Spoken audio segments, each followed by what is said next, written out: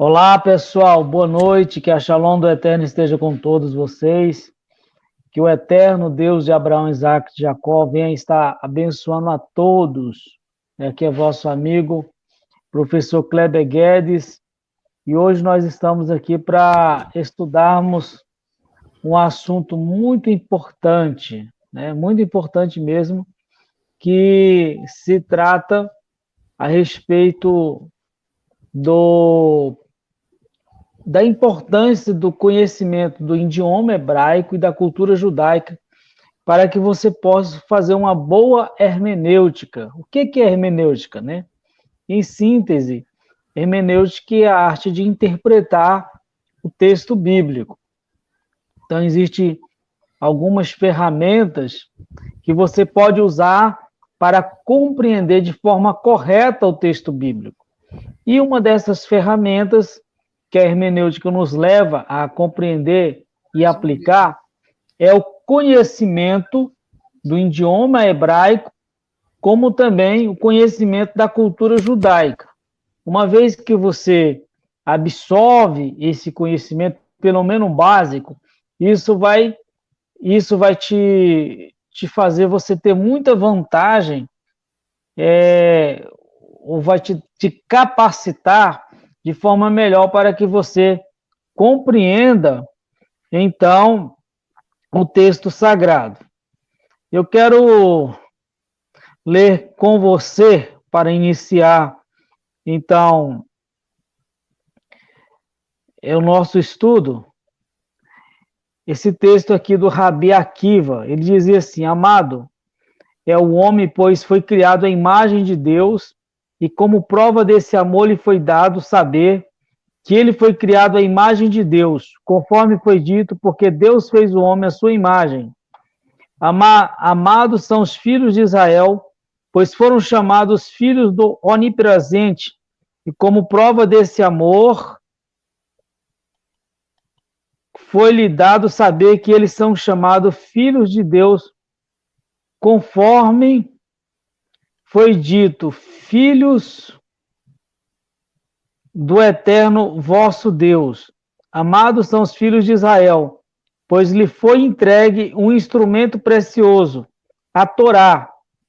E como prova desse amor lhe foi dado saber que a eles foi entregue o instrumento precioso, com a qual o mundo foi criado, conforme foi dito, pois dei-vos uma boa doutrina, não abandoneis a minha Torá. Né? Palavras aí do Rabi Akiva. Pois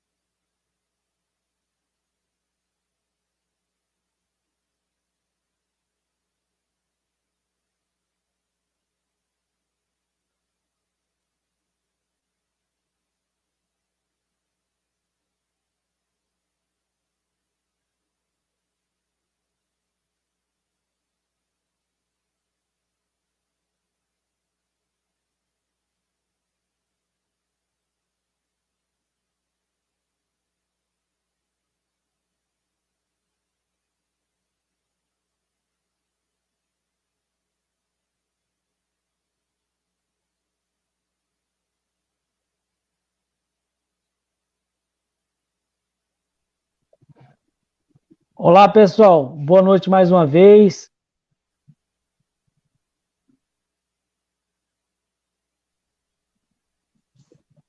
Deu um problema aqui, não sei se vocês estavam nos ouvindo. Eu acho que vocês não estavam nos ouvindo.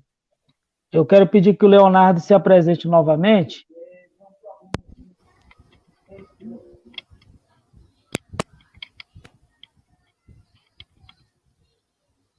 Olá, pessoal, tudo bem? Meu nome é Leonardo Andrade e sou professor, né, na área de línguas semitas, né? Sou formado em História, Teologia e também Filosofia, são os ramos acadêmicos na qual eu estudei. Também tenho especialização em todas essas áreas, tenho mestrado em Educação, trabalho com línguas, né, semitas, e também alguma parte das línguas do tronco camita, né, que seria o cópita, o grego e chegando até o latim. Né? Das línguas semitas a gente trabalha com todas, né? Seria o aramaico, o hebraico, o aramaico surior e surston, né, nas suas escritas, principalmente a jacobita, seria o aramaico certo, o aramaico ocidental, oriental, estranguelo, todos esses a gente resolve, né, trabalhar. E também etiologia, que é a ciência da cultura, costumes e tradições, principalmente a cultura judaica, né? Então, a gente trata bem desse assunto, a gente gosta.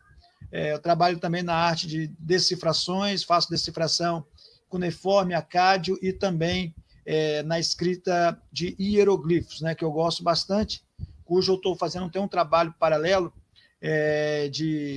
do Tratado de Numa Elish, que é na escrita em cuneiforme, né, é um acádio, e também no hieroglifos, né, que seria a escrita egípcia antiga, né, a gente fez um trabalho nisso aí.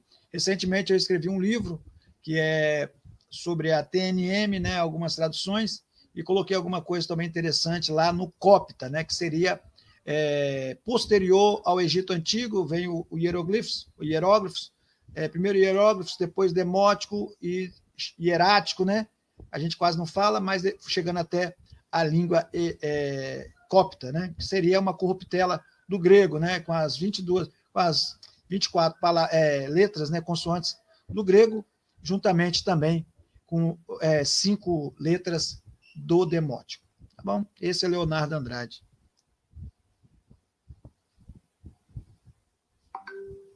Seu microfone está desligado. É um prazer poder recebê-lo aqui nessa noite no nosso canal, no canal do professor Kleber Guedes, para que possamos, então, aprender um pouco mais a respeito da cultura judaica, da hermenêutica.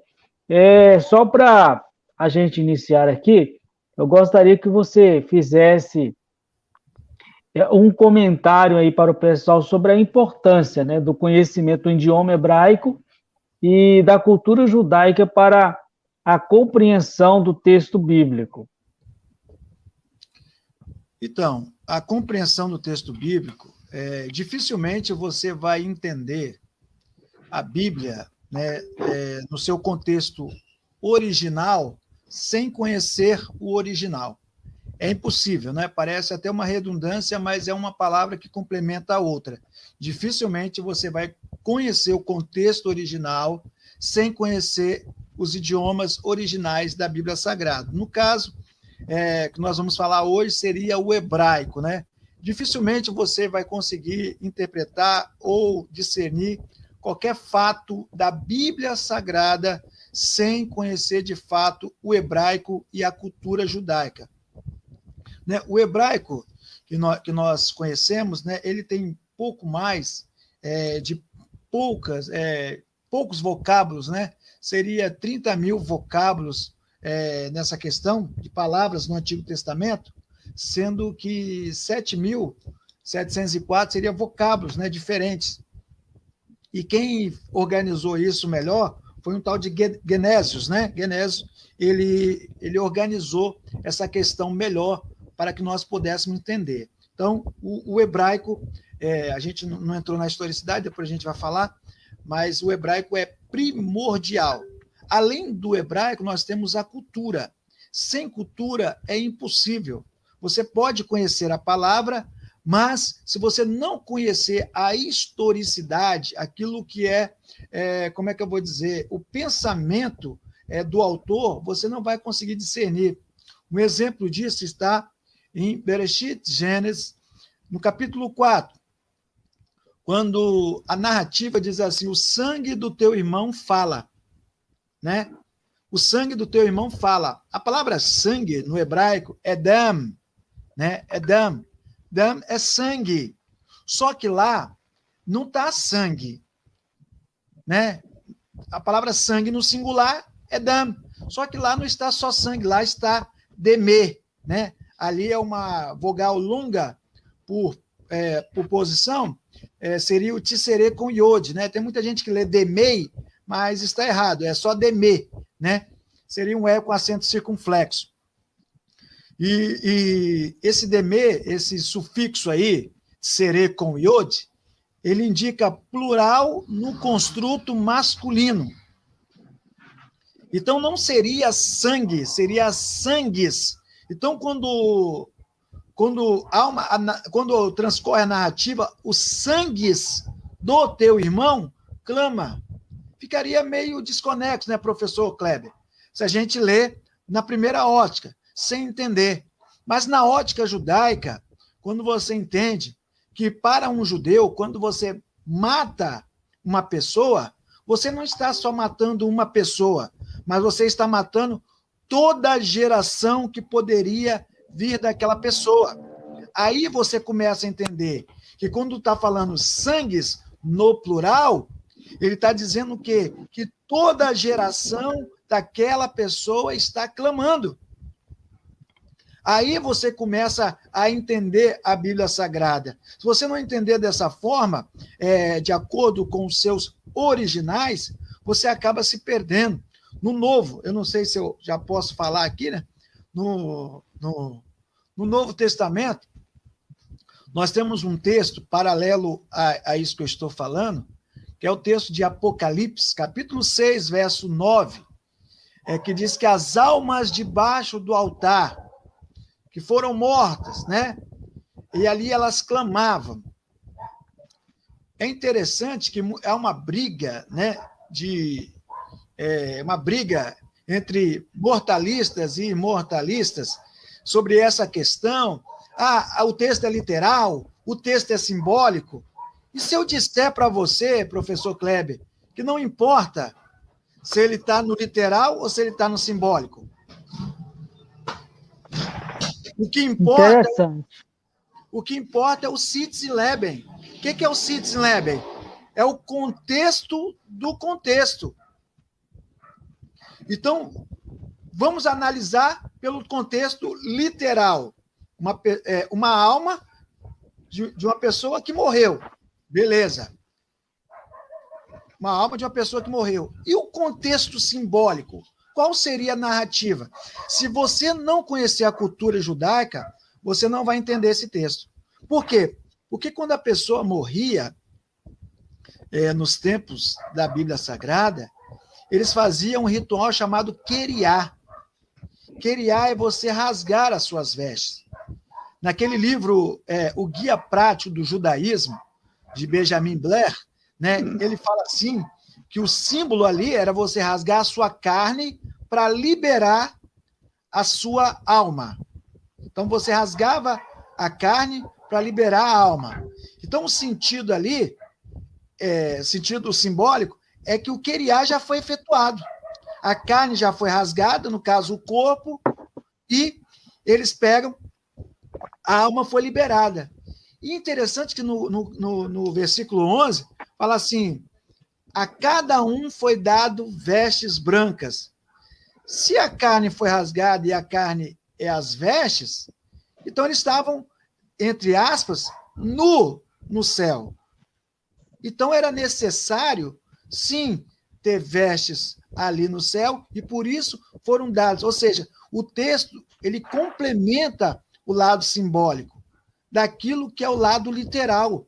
Então, não há essa necessidade gritante de você ter a possibilidade de só basear o texto pelo lado simbólico ou só basear o texto pelo lado literal. Não, você tem que entender o contexto. Se você entender por esse contexto que eu estou dizendo, tanto pelo lado cultural, que seria o lado simbólico, como o lado literal, eles acertam, eles entrelaçam. Então, eles entram no mesmo rumo de pessoas que, de fato, estavam mortas, né? Que, de fato, clamavam. Né?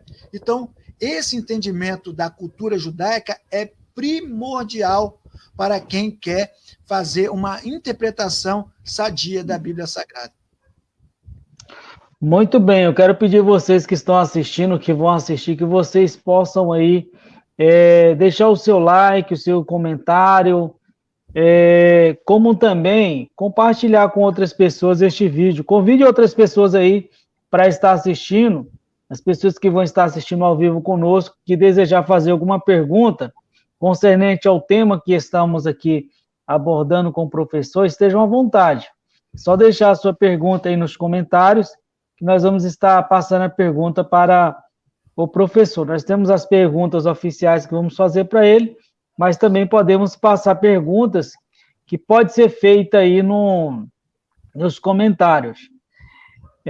Professor Leonardo, eu gostaria que você compartilhasse aí com o pessoal como e quando nasceu o idioma hebraico. Então, quando a gente fala de idioma hebraico, nós estamos falando de um idioma mais antigo, né? Ali naquela região que a gente chama de crescente fértil, né? Ou fértil crescente, né? A ordem dos fatores não altera o produto.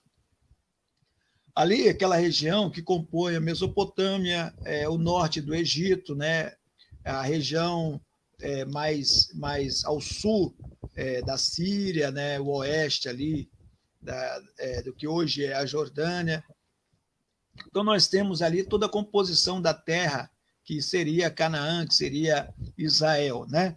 Então, nós temos todas as línguas do tronco semita sendo formado ali. A princípio, né, nós temos por língua, nós temos as línguas chamadas pictogramas. O que seriam pictogramas? Seria a imagem em forma de letras. Como é que é? As imagens. O som está cortando. Está cortando? Oi. Melhorou agora? Melhorou. Então essa escrita chamada pictogrâmica é a primeira escrita que nós temos ideia, né, de que seja uma das primeiras. A gente chama de fenício, né? Os acadêmicos chamam de fenício, e geralmente nós chamamos de proto-sinaítico, né? Ou proto-cananeu. Seria uma das primeiras escritas, né? Tanto é que essa primeira escrita, a maioria das letras, elas têm uma imagem. Vamos supor, o Aleph. O Aleph, ele tem a imagem da cabeça de um touro, né? Da cabeça de um touro. Por quê? Porque o Aleph, ele é o símbolo da força. Daí que vem a palavra Aluf, né? Símbolo da força. Tanto é que a palavra El, não é El, né? El seria força, né? A força que conduz, né? Então, outra coisa, quando nós lemos Gênesis, Bereshit 1:1, Bereshit bara Elohim et hashamai ve'et haaretz, né? A palavra Elohim, né? Por que a gente vê as pessoas debatendo, é plural ou não é plural? É plural, com certeza. O sufixo im, im sempre vai dar, iod com mem, sempre vai dar pluralidade. No máximo, ele vai dar o dual, que seria um conjunto de dois pares, né? Que também é uma forma de plural, de pluralizar. Só que as pessoas não entendem que não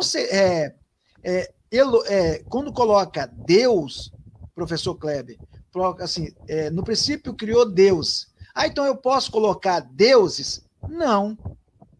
Por que eu não posso colocar Deus? Porque ele seria força. No máximo que você poderia colocar seria no princípio criou forças. Entendeu? Não colocar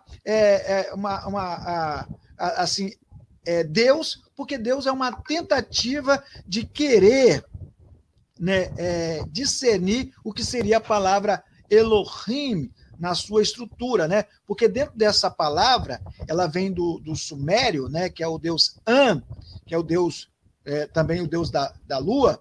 Essa palavra El, ela depois há um rompimento, né? A própria língua rompe com isso, porque não vai ser mais ele, não vai ser mais Elohim, vai ser Adonai, e a terceira etapa disso vai ser o próprio nome do Eterno se apresentando como Yod-He, Waw-He, né? Que a gente chama de Yahweh, né? Eu chamo de Yahweh, né? Outras pessoas chamam de Yahuwah, né? As pessoas erradamente chamam de Jeová, né? Isso aí seria uma tradução errada, e depois a gente fala sobre isso. Então, o hebraico, ele emerge disso aí. A princípio, nós temos duas línguas, chamada Ketav Ivrit, né? E Ketav Ashuri, né? O Ketav Ivrit, ele foi assimilado pelos samaritanos. Os samaritanos, existe hoje, fizeram um cálculo, existe 800 pessoas, mais ou menos, que são samaritanos mesmo, né? Existe aqui no Brasil algumas pessoas que se dizem samaritanos, mas a realidade é um pouco complicada, desfavorável, né? Existem 800 pessoas que se dizem samaritanos e vivem hoje na cidade atual chamada Nablus, lá em Nablus. E como em 722, na tomada de Sargão II, o reino da Síria tomou, e efetuou ali várias formas de idolatria na região do norte. O que foi feito? Houve um rompimento da parte norte com a parte sul, né? Que seria Judá. E com esse rompimento, até no Novo Testamento, na Brit Hadashah, foi conhecido, né, que a mulher até cita que judeus e samaritanos não se comunicam. Dentro dessa perspectiva aí, ali que nasce essa questão do Ketav Merubá, né, que seria o Ketav Ashuri. Por não querer associar suas ideias com os samaritanos, os judeus assumiram uma forma de escrita chamada Ketav Ashuri. Ashuri é a palavra assírio, né? Seria o hebraico no formato assírio, que nós conhecemos como aramaico, ou Suriston, né? Suriston, aramaico, Suriston. Esse aramaico foi adotado apenas para romper, né? Esse Ketav Merubá, que é mesmo de Ashuri. Merubá significa quadrado, né? O hebraico quadrado. Tanto é que as influências disso aí ocorreu principalmente depois do cativeiro babilônico. Depois do cativeiro babilônico, o que houve, né? Depois do cativeiro babilônico, as pessoas já não falavam mais hebraico, falavam aramaico, né? E o aramaico que foi adotado por eles foi qual aramaico? O aramaico chamado aramaico Ketav Ashuri, né? Esse aramaico que eu estou fazendo uma citação. Deixa eu só fazer uma ligação aqui. Só uma ligação aqui. Então... Bem, pessoal, você está ligadinho aqui no canal do professor Kleber Guedes. Quero pedir vocês que não é inscrito no canal, se inscreva, que você possa aí compartilhar essa live, deixar o seu like, sua pergunta aí para o professor, né? Nós fizemos a pergunta para ele agora há pouco, sobre quando nasceu o idioma hebraico, e ele está aí compartilhando conosco, né? Porque é importante você saber como que nasceu esse idioma. E de já eu já faço a segunda pergunta para o senhor, o senhor vai continuar falando sobre isso, e o porquê. Nós sabemos que não existia apenas o hebraico quando a Torá, o Antigo Testamento, o Taná foi escrito. Existiam outros idiomas até que veio à existência antes mesmo do hebraico, né? Por que que Deus escolheu o idioma hebraico para que os autores viessem escrever o Taná, isso é o Antigo Testamento?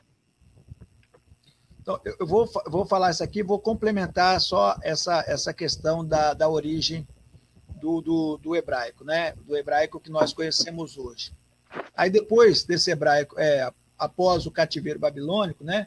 Eu até separei aqui, após o cativeiro babilônico, Esdras, ele adotou o Ketav Ashuri, né? Tanto é que aqui, ó, Esdras 8:8, e leram no livro, na lei de Deus, claramente, e deram sentido de modo que a leitura fosse entendida. Por quê? Porque as pessoas já não entendiam mais a língua hebraica, né? E somente o aramaico, né? E hoje, né, nós conhecemos o hebraico em si, né, que é esse hebraico que nós conhecemos como hebraico quadrático, né? Também tem o hebraico cursivo, né? Poucas pessoas conhecem, né? Esse hebraico cursivo, ele é uma influência dos judeus poloneses e também alemães. Outra escrita também que há atualmente, né, você vai encontrar principalmente nos tratados de Rashi, que é o estilo de escrita de Rashi, que ele fez a própria escrita, né? Aí, hoje, esse hebraico nós temos, o hebraico chamado hebraico moderno, né?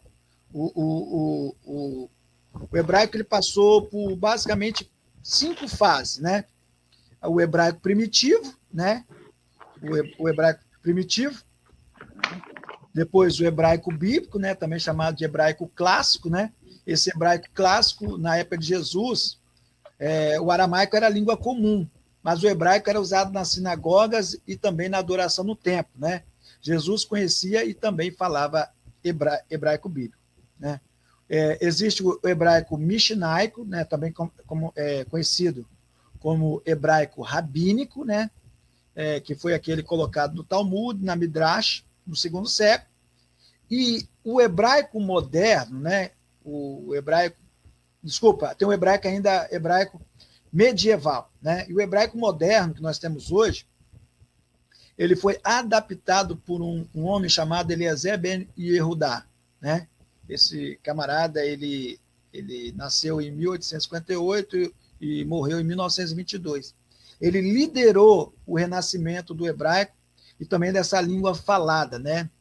Ele ajudou a cooperar, ou seja, ele ajudou a ter esse hebraico que nós temos hoje, né? Então, o hebraico que nós temos hoje é de Eliezer ben Yehudá. Então, nós temos o hebraico hoje por causa dele, né?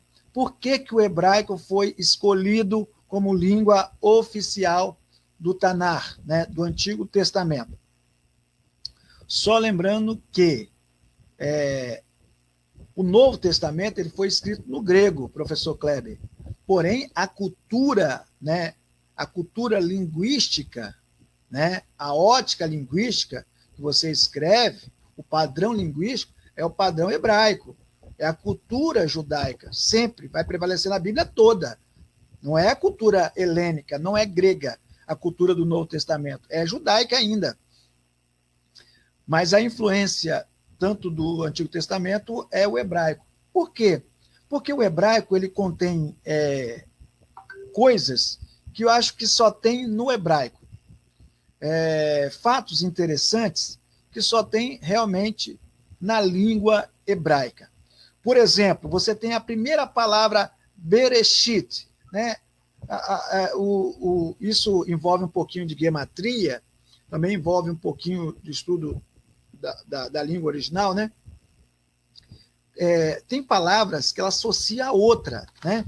Eu vi um estudioso, eu li um livro de um estudioso chamado D.A. Carson.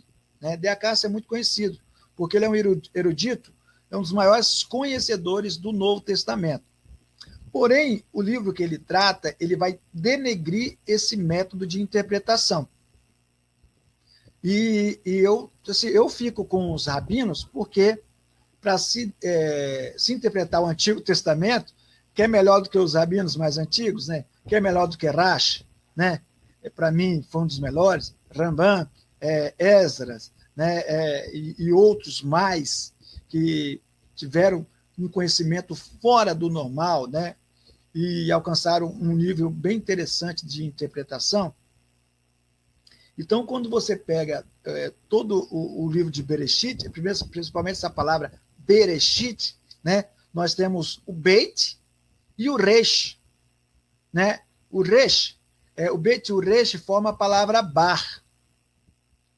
E a palavra Bar, nós conhecemos a palavra Bar. O que é a palavra Bar?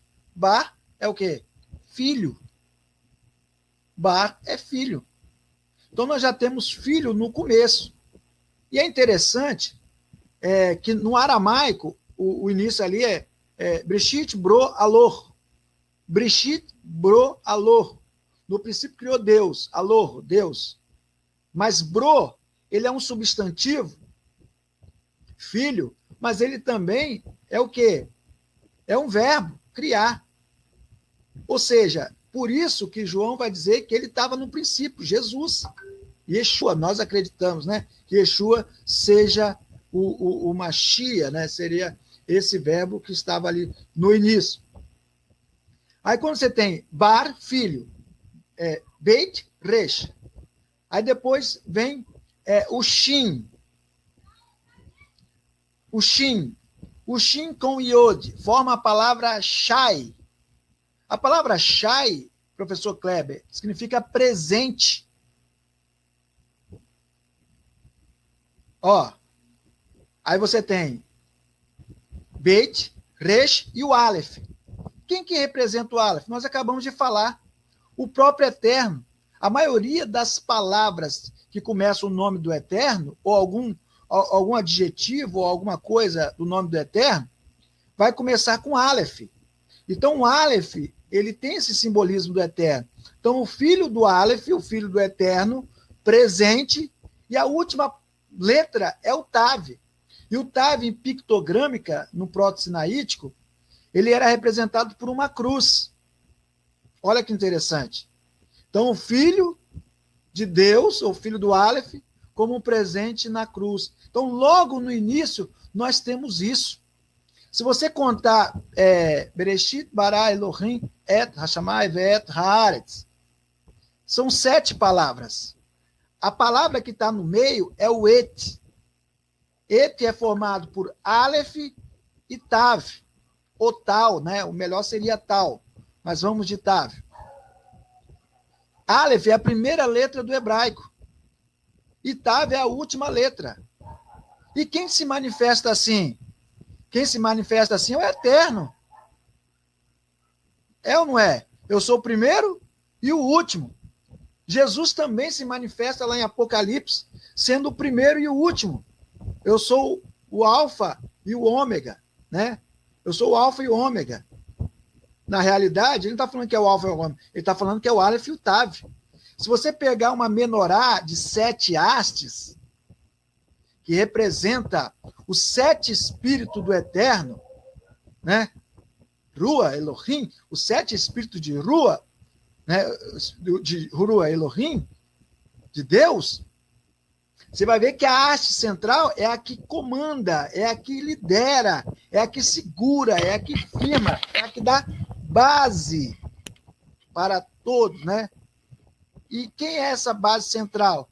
De 7 hastes, a central. Então, a central seria o Aleph e o Tav, ou seja, o próprio Yeshua. Porque no Lucas, capítulo 4, ele vai dizer, eu sou, o Espírito de Deus está sobre mim. Ele está falando dos 7 Espíritos de Deus, temor, paciência.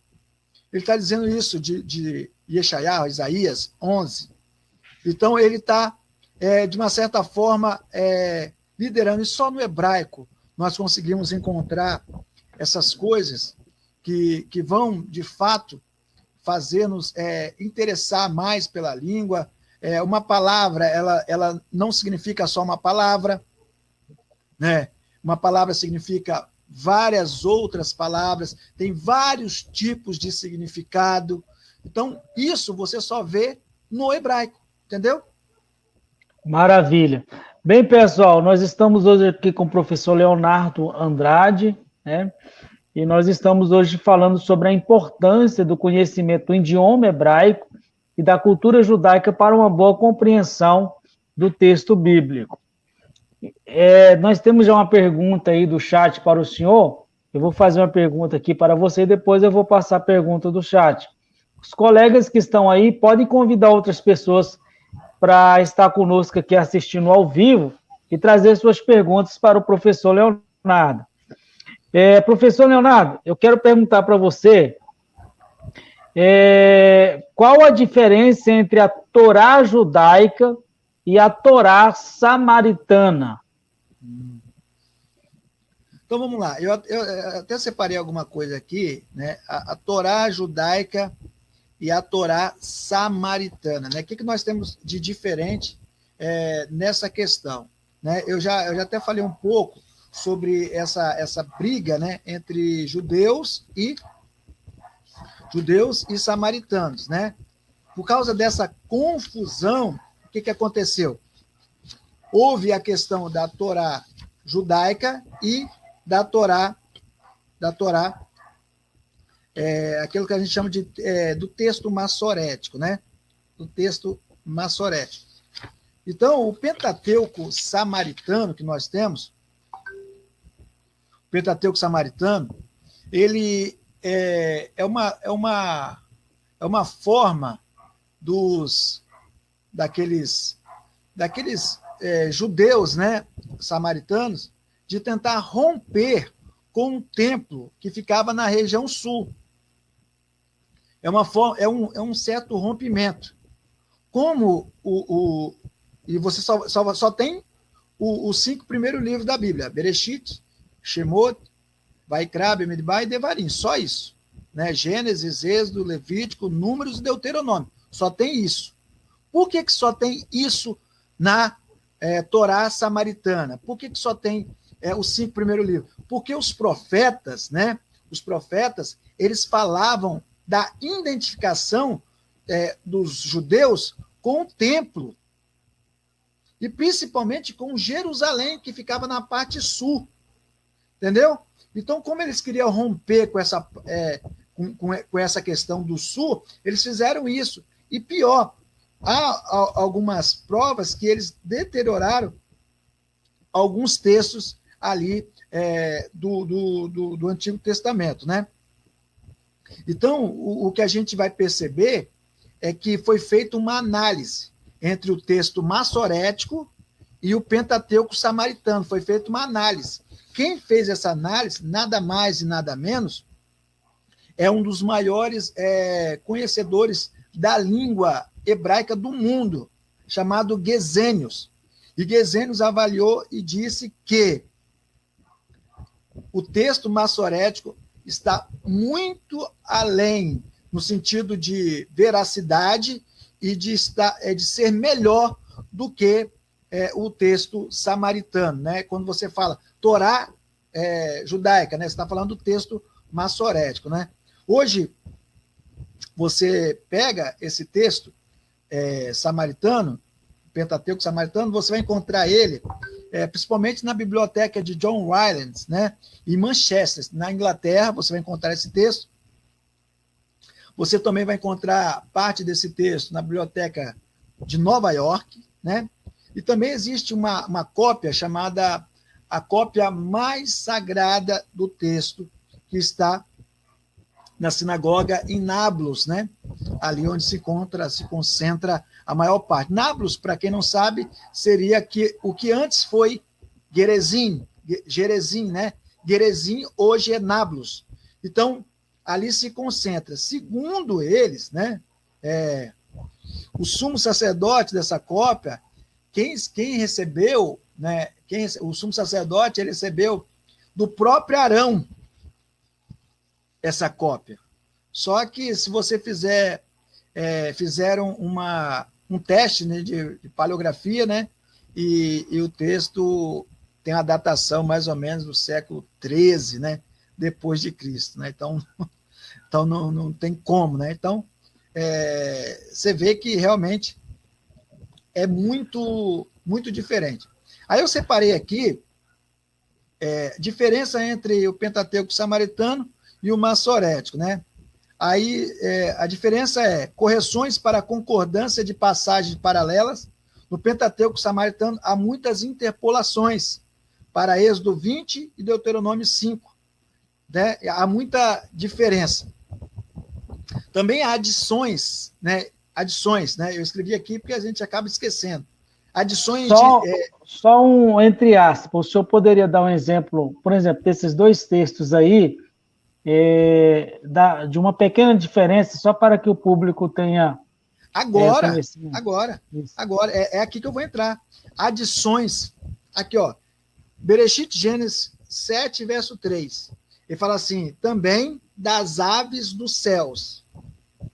Também das aves dos céus. O Pentateuco samaritano, ele fala bem assim, além dele colocar das aves dos céus, ele coloca assim, das aves do céu que são limpas. Entendeu? Então, ele acrescenta esse texto. Existe alguma mudança também no original, né, que vai comprometer a palavra. Aí eu botei aqui, ó, igual Gênesis 49, verso 10. O cetro não se arredará de Judá, nem o legislador dentre os seus pés, até que venha Shiló, até que venha Siló. Mudando a letra D para Re, né, o Dalet para o Resh, o Pentateuco samaritano alterou a frase dentre seus pés para dentre os seus padrões, né? Mudou de dentre os seus pés para dentre os seus padrões, né? Mudanças visando resolver problemas históricos. Botei aqui também. No texto de Êxodo, Shemot 12:40, afirma: o tempo que os filhos de Israel habitaram no Egito foi de 430 anos. O Pentateuco samaritano adicionou a frase: e na terra de Canaã. Então, além, vamos supor, para tentar, porque hoje, eu não sei se você tem ciência disso, algumas pessoas, elas brigam, né? Porque o texto do Novo Testamento diz 400 anos, né? Aqui, Êxodo vai dizer 430, né? Isso aí é uma questão de cronologia, né? Cronologia nunca é exata, mas para tentar arrumar isso, aí você vê, essa arrumação é recente.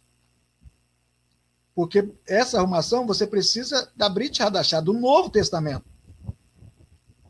Entendeu? Você precisa do Novo Testamento para você tentar arrumar isso. Então, eles colocam assim, da terra de Canaã, querendo especificar para tentar ajustar essa divergência. Aí eu botei mais aqui, ó. Encontra-se 21 mudanças deliberadas que apoiam a ideia sectária do samaritano. Então, ideias deles, né, do samaritano. Igual a frase, Monte Ebal, né, Deuteronômio 27, verso 4, foi mudada para Monte Gerizim, né, ou Monte Gerizim. Então, essas são as mudanças. Então, a questão é a seguinte, foi colocado em xeque através disso. Como essa mudança é recente, né, precisa da Brit Hadashah para ver essa discordância, né, que eu apresentei aqui. Então, foi feito um teste de paleografia, né? Então, aí você vê que o texto, ele tem uma datação dos século XIII depois de Cristo. Ele é bem posterior, né?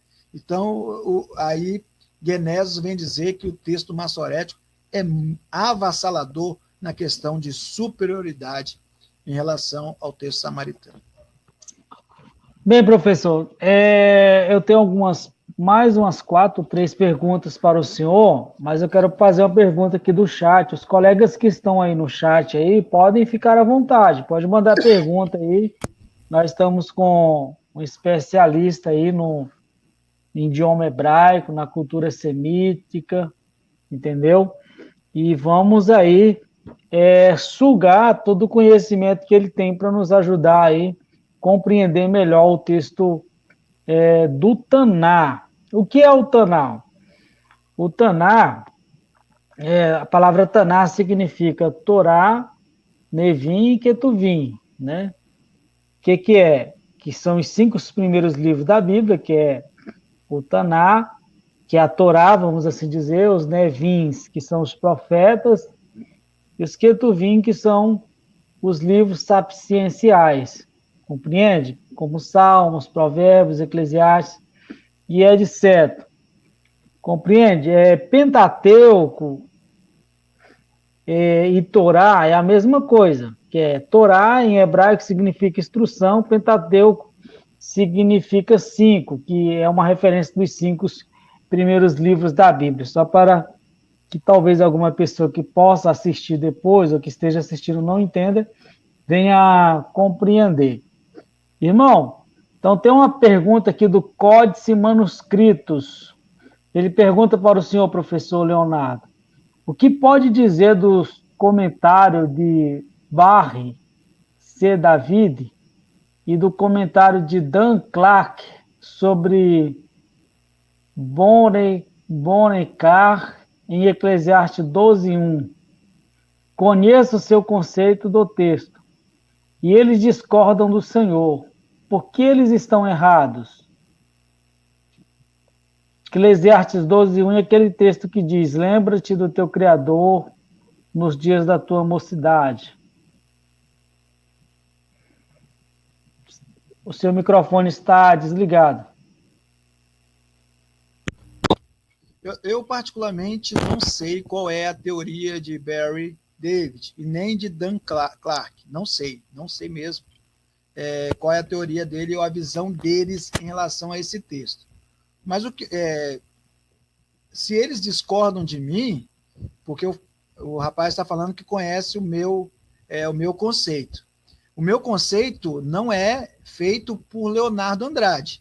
O meu conceito é feito gramaticalmente, entendeu? Aí se agrada trinitariano ou não agrada unicista ariano, aí o problema não é meu. Eu tenho que fazer a gramática soar do jeito que ela é de verdade. Então, vamos lá para o texto, né? A gente tem userhor, et, boreja, né? O que é boreja? Esse sufixo aí indica o quê? Plural no estado construto. Então, plural no estado construto. Então, o que nós temos ali? Nós temos, sim, uma palavra no plural. Então, goste ou não goste, não querendo ofender, mas a realidade é essa. Gramática é igual matemática, não tem como fugir, entendeu? Gramática é igual 2 mais 2, não pode ser 5 nunca, entendeu? Então, ali é o quê? Borer, esse sufixo ali, esse sufixo pronominal vai indicar o quê? Vai indicar plural, dá indicação de pluralidade no estado construto. Então, quem conhece gramática de hebraico já sabe o que eu estou dizendo, entendeu? Ah, mas tá querendo dizer trindade? Meu irmão, aí não sou eu que tenho que definir isso. É você que vai definir isso, entendeu? É você que vai definir. Deus sempre se manifestou com um tom plural. Deus sempre se manifestou com um tom plural, né? A gente briga, Had ou Yahid? Mas e Eloheinu? E Eloheinu, né? No, primeira pessoa do plural. Serei com Yod. Sufixo que indica plural masculino no estado construto. Plural, meu amigo.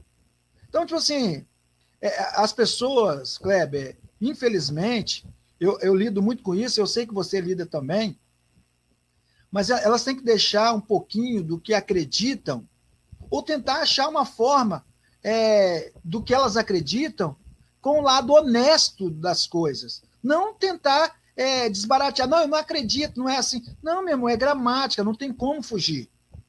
Elohim, não tem como fugir. Aí você tem Nasser.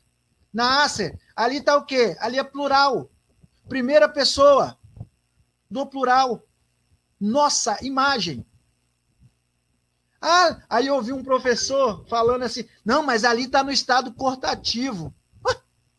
O que importa estar no estado cortativo? Aí dá para ver que o camarada não entende nada.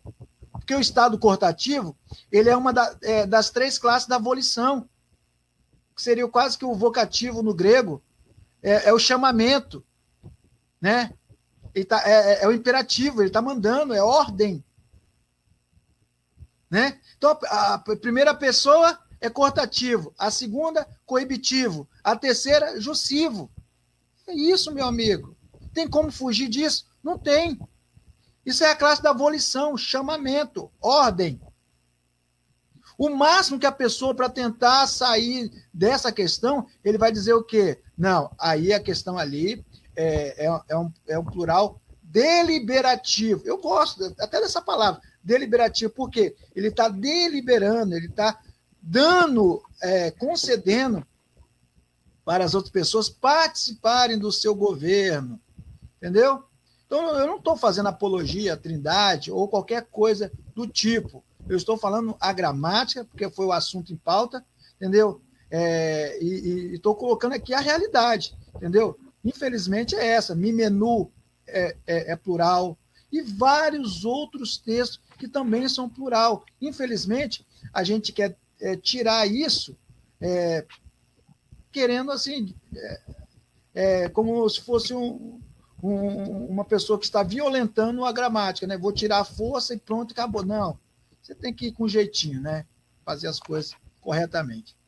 É isso aí, povo de Deus. Você está aí com o nosso amigo hoje, Leonardo Andrade, um especialista aí na cultura e nas línguas semíticas, nos ajudando aqui um pouco sobre o seguinte tema, a importância do conhecimento do idioma hebraico e da cultura judaica. Você pode deixar o seu like, se inscrever no canal, compartilhar aí essa live aí para outras pessoas e convidar pessoas aqui para fazer pergunta para o professor. O códice manuscrito, ele informa que ele cometeu um erro de digitação, mas ele vai digitar o que o Barre, Davi, escreveu, né? Enquanto isso, eu quero só falar para as pessoas o seguinte, porque às vezes o professor usa aí termos, e até eu uso também, mas as pessoas não conhecem, como Elohim. Elohim é traduzido na língua portuguesa, na sua Bíblia, por Deus ou deuses, dependendo do texto, entendeu? Às vezes referindo-se para o Criador como o Deus, no singular, e para outras divindades como deuses, ou para pessoas e etc. Elohim é o plural de Elohá, que vem da raiz El, entendeu? El era o principal deus cananeu, vamos assim dizer. Então, El era o pai dos deuses, e as pessoas naquela época, quando ia se referir ao pai dos deuses, eles usavam o nome El. Quando eles queriam se referir a várias divindades, eles falavam Elohim, porque quando queria se referir a uma única divindade, eles usavam Elohá, vamos assim dizer. Compreende, senhores? Quer dizer, Deus, deuses e um Deus supremo. O que acontece? Os autores da Bíblia, quando eles foram escrever, pelo fato das pessoas daquela época conhecer esses termos aí, esses substantivos, para se referir-se a divindades, eles pegaram emprestado esses termos para referir-se à divindade dos hebreus e às divindades falsas ou pessoas de poderes de sua época, para que o estudante das Escrituras pudesse, então, entender. entende? E essas outras questões aí de trindade, de unicismo, de unitarismo, isso aí é uma questão posterior que depois a gente pode estar falando aí. Temos vídeos aí falando sobre este assunto e podemos fazer também outros vídeos falando sobre essa questão, mas hoje o professor está aqui para falar conosco a respeito da hermenêutica, né, da cultura judaica, e do idioma hebraico. Outra pergunta que eu quero fazer para o senhor, o professor, em cima dessa questão, já que nós estamos falando aqui de interpretação, eu não listei essa pergunta para você, mas eu quero fazer para você. Qual a diferença e a importância, né, da hermenêutica cristã e da hermenêutica judaica? Qual a importância da pessoa conhecer tanto a hermenêutica cristã, da teologia cristã, e a hermenêutica judaica, as suas diferenças e a importância de conhecer ambas? Então, Kleber, professor, o que acontece? Eu sou um dos maiores defensores de uma hermenêutica só. Atualmente, dentro do nosso meio, né, o meio pentecostal, está surgindo aí uma nova modalidade de hermenêutica, chamada hermenêutica pentecostal. Eu já falo de antemão que eu não sou a favor, né? Porque daqui um dia tem a hermenêutica dos testemunhos de Jeová, a hermenêutica de fulano, a hermenêutica de ciclano, a hermenêutica dos adventistas. Eu acho que isso se torna muito pessoal, muito seu. Como é que você vai errar naquilo que é seu? Quando você pega uma hermenêutica uníssona, onde abrange tudo e todos os aspectos e todos os critérios, você tem que passar pelo crivo de todas elas para provar que você está correto, você está certo. Então, por isso que eu acredito numa hermenêutica só, com todos os critérios. E se você pertence à classe de A ou B, a sua hermenêutica deve passar por aquele processo. Não você puxar a sardinha para o seu processo e acaba jogando tudo por água abaixo. Lembrando que a hermenêutica judaica, ela não é uma hermenêutica diferente de qualquer tipo de hermenêutica. Ela é um processo, e isso eu acho lindo. Né? Por quê? Porque é um processo, são etapas. Você tem ali o método, que é a primeira etapa, chamada de Peshat, que é o método literal, é a forma que você vê os escritos de Rashi, embora eu acredito que tenha algo transcendental ali, ele foi escrito em Peshat, né, que é o método literal. Tem também o método chamado Remes. Remes seria aquilo que nós chamamos de simbólico, alegoria, parábola. Então já seria a segunda etapa da interpretação. A terceira etapa chama-se Drash. O que é Drash? Concordância. Né? É um texto similar que vai ajudar, conciliar, favorecer. Além disso, nós temos o último estado, chamado Sod. Sod é o nível máximo da revelação divina, onde você consegue alcançar a revelação do Eterno, né? Então, você vai encontrar essas formas no texto, porque a palavra pardes significa pomar, né? E pomar lembra muito a questão de você ter que fazer o quê? Você ter que comer, se alimentar, ser favorecido do alimento. Então, a palavra do Eterno, é necessário você fazer isso. Então, a hermenêutica pentecostal, a hermenêutica judaica, ela é uma hermenêutica sadia, né? Na verdade, é uma etapa, né? É uma divisão, né? São escadas que você vai chegar até encontrar o nível máximo da revelação do Eterno, né? Não é uma hermenêutica diferente, né? Embora seja totalmente diferente em alguns aspectos, mas ela também é crucial, né? Você não consegue entender o texto sem a hermenêutica judaica, né? Você não consegue entender o texto dessa maneira. Você, para pegar o texto, prioritariamente, você tem que conhecer duas coisas: a língua que foi falado e a cultura na qual está sendo processada, a cronologia, o tempo ali. Então, isso é primordial para a hermenêutica, para a interpretação do texto bíblico. É isso aí, eu quero indicar para vocês um livro aqui, ó. Esse livro aqui é muito legal. Tesouros do Conhecimento Oculto, de Giuseppe Schulam. Entendeu? Schulam.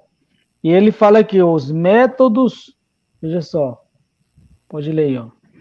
Os métodos do primeiro século para entendimento das Escrituras.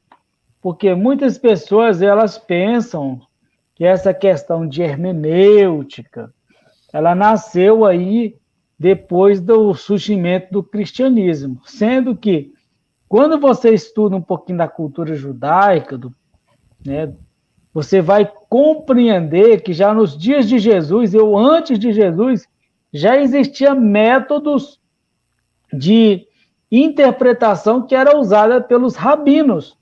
Você sabia disso? Por exemplo, vou dar um exemplo para vocês entender o que nós estamos falando aqui com Leonardo.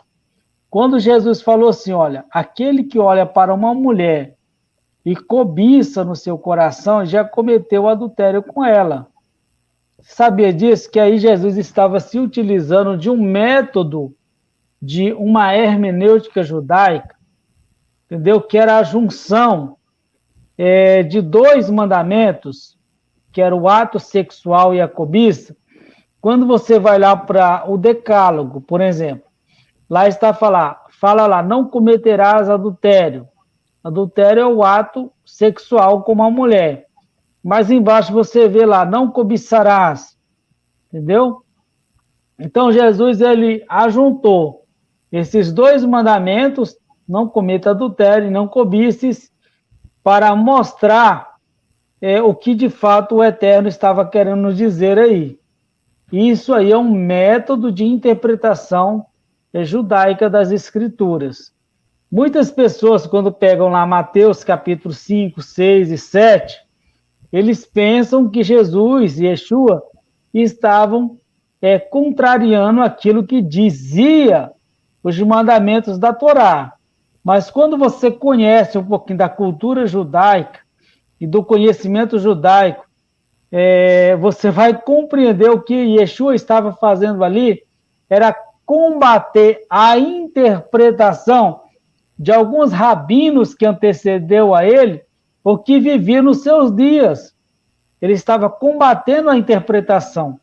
Como, por exemplo, quando ele diz assim, ó, que aquele que olha para uma mulher e cobiça no seu coração já adulterou com ela. Por que ele diz isso? Ele diz isso porque nos seus dias tinha pessoas que estavam defendendo a ideia que adultério era apenas o ato físico. E Yeshua, Jesus, estava querendo dizer, não, se você cobiça, se você alimenta essa ideia, você já está adulterando com ela. Então é muito importante você entender isso, para que você não construa uma interpretação errada acerca de muitos assuntos da Bíblia. Eu recomendo a você conhecer a hermenêutica judaica. A hermenêutica cristã também é boa, só que a hermenêutica judaica, ela supera a hermenêutica cristã. Por quê? Porque ela te capacita, vamos assim dizer, a ter um estudo mais aprofundado do texto bíblico. Só que a hermenêutica cristã também ela é muito boa e tem alguma similaridade também com a hermenêutica judaica, como bem disse aí o nosso professor. Amados, se inscreva no canal, deixe aí o seu like, faça aí sua pergunta. Temos algumas perguntas aí para você aí já escrito aí, irmão. E agora eu vou passar para você, enquanto eu preparo a pergunta do chat para você, gostaria só que o senhor pudesse responder agora com mais rápido as perguntas que eu vou fazer para você, para que eu possa, então, compartilhar com o senhor as perguntas do chat. Tá certo? Uhum. Qual a importância e a origem dos Targums em aramaico? E qual a importância da Torá oral? E no que a Torá oral se difere da Torá escrita? São as duas perguntas que eu faço para o senhor, enquanto eu preparo aqui algumas perguntas do chat para o senhor. Quando a gente fala de... primeiro eu vou falar de Torá oral, né? A gente tem três tipos de Torá, né? Tem até mais, né? Tem a Torá Shebel-P, né? Que seria a Torá oral, né? Tem a Torá Shebiritav, que é a Torá escrita. E há alguns também que acreditam na Torá Hanistá, né? Que seria a Torá oculta. Não sei se você já ouviu falar, né? Geralmente quem não está envolvido no judaísmo não tem conhecimento desse outro tipo que eu falei, né? A Torá Hanistá, né? Que seria a Torá oculta, né?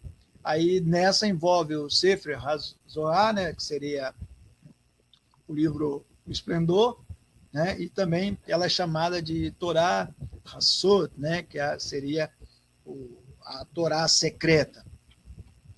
A Torá oral, né? Ela nasce daquilo que os próprios judeus um passam para o outro, né? Um transmitem para o outro. Divulga. Como é que nasce a Torá, né? Desde os tempos de Moisés, onde o povo, né, era condicionado, era incentivado a passar tudo aquilo que eles conheceram para seus descendentes, né? Aí que nasce aquilo que nós denominamos como Torá, né? Torá oral, ou Torá Shebel-P, né? Daí que emerge o que nós chamamos de Pirkei Avot, que é a ética dos pais. Alguns têm até livro, né, de Pirkei Avot, né? Desse Pirkei Avot também emerge outros sentidos, né, que seria o próprio Talmud, né? O Talmud ele é um conteúdo, né, entre Mishnah e Gemara, né?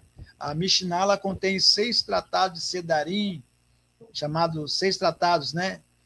Chamado de Zeraim, que lida somente com sementes, né? São discussões sobre orações, leis dietéticas, kashrut, né? E também leis agrícolas. Moed, né, que seria sobre as festas de Israel, né, os feriados, tudo isso.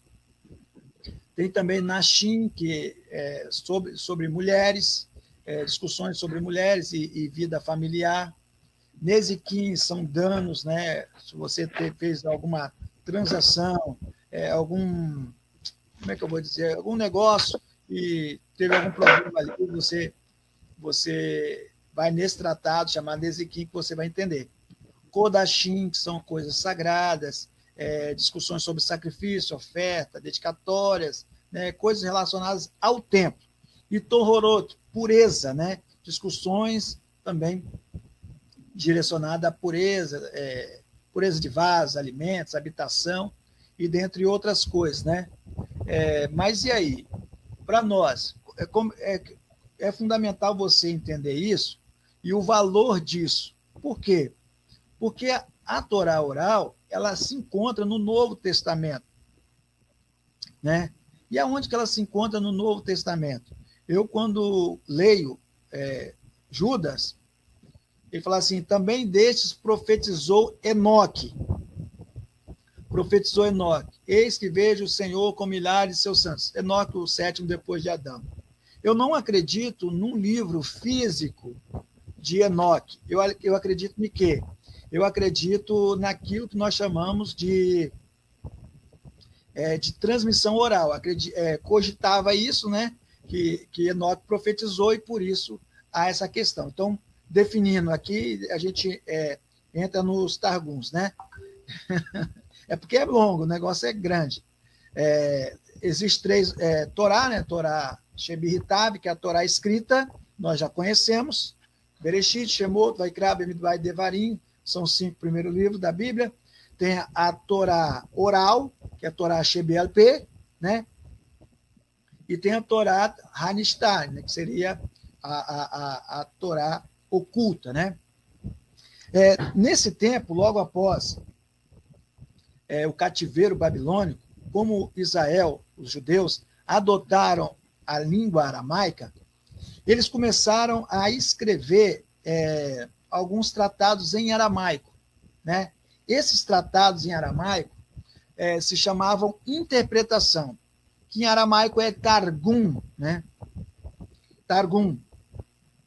Dessas interpretações, né, a maioria não são basicamente uma versão, são paráfrases, né? Geralmente são paráfrases. Aí nós temos alguns mais conhecidos. Tem o Targum de Onkelos, né, que seria mais conservador, bem próximo do original, né? E também tem o Targum de Jerusalém, que tem um sentido mais interpretativo, né? Targum de Jerusalém é mais interpretativo. Além desse, nós temos Yonatan, né? O Targum de Yonatan, que já não trata só do Pentateuco. O Targum de Yonatan, ele trata mais da questão dos profetas, né? Então, eu vi até um amigo, né? Ele citou, eu estava falando sobre profetas e Isaías, ele falou assim, não, cita Onkelos. Eu falei, não, eles falam Onkelos, né? Cita Onkelos. Não, Onkelos não tem os profetas, né? É só o Pentateuco.